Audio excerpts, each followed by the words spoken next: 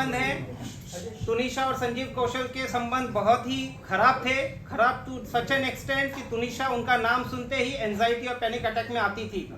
इसके ऊपर हम ज़्यादा कुछ नहीं कहेंगे क्योंकि पुलिस अपनी जांच कर रही है, संवेदन मुद्दा है। हम आपसे भी अनुरोध करते हैं कि कुछ चीज़ों को संवेदनशीलता के साथ दिखाया जाए।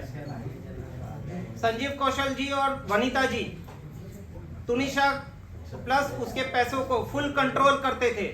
तुनिशा को अगर कुछ खाना है, उनके अकाउंट में पैसे नहीं होते थे, वो अपनी माँ से अनुरोध करती थी, मुझे 100 रुपया भेजिए, मुझे 500 रुपया भेजिए, मुझे 2000 रुपया भेजिए। उनकी माँ काफ़ी प्रश्न करने के बाद वो पैसे उनको फॉरवर्ड करती थी। तुनिशा को पैसों के लिए उनके खुद के कमाए हुए पैसे होने के बावजूद उनके पास पैसों की काफ़ी कमी रहती थी। जहाँ तक उन्होंने एक आरोप लगाया है कि बहुत ही कीमती गिफ्ट्स मुझे दिए गए हैं। मेरे व्हाट्सएप में पुलिस, मेरे यानी कि शीजान के व्हाट्सएप में पुलिस को ऑलरेडी मिल गया है कि जो ईयरपॉड और गिटार दिया था, मैंने वहाँ पे ये क्लियर कट कहा था कि देख तुनिशा तेरे पास इतने पैसे नहीं हैं, कितना लगा है बता दे, मैं पैसे देता हूँ। बाकी तुनिशा ने मुझे ईयरपॉड और गिटार छोड़ के आज तक कोई गिफ्ट नहीं दिया है। इसके बाद की बात,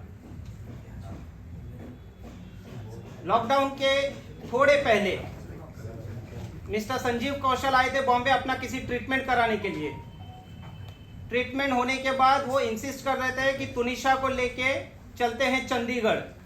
जो उनकी माताजी ने तुनिशा को बहुत फोर्स किया कि आपको बेटा चलना पड़ेगा तुनिशा रिफ्यूज्ड, क्योंकि संजीव कौशल कौन है, क्या है, उनका क्या रिलेशन था, क्यों इतने हार्श होते थे तुनिशा पे, क्यों उसको डोमिनेट करते थे, कंट्रोल करते थे, क्यों उनका पूरा पैसे को कंट्रोल संजीव कौशल जी करते थे।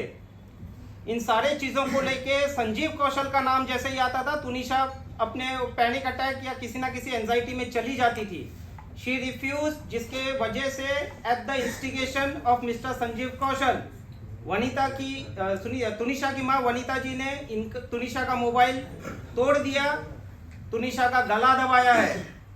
जो तुनिशा ने अपने डायरेक्टर उस टाइम के शो के मिस्टर राहुल करके कोई हैं, मैं नाम पूरा देता हूं आपको, उसको भी इन्फॉर्म किया है, मिस्टर कंवर ढिल्लन को भी इन्फॉर्म किया है, क्योंकि उसके बाद उनकी माता जी और संजीव कौशल जी चले गए चंडीगढ़ और वो कंवर ढिल्लन के साथ रहने लगी 3 महीने तक।